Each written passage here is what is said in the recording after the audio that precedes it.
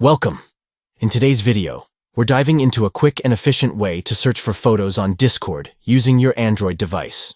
If you've ever found yourself scrolling endlessly through chats looking for that one perfect image, this updated guide is just what you need. Let's get started with the simple steps. First, open the Discord app on your Android device.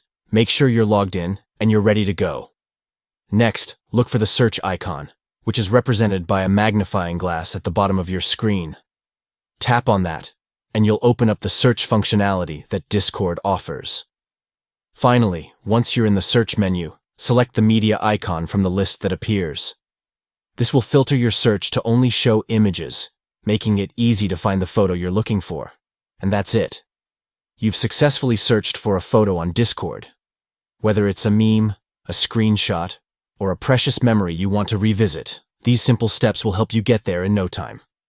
Thank you for watching, and don't forget to like and subscribe for more helpful tutorials.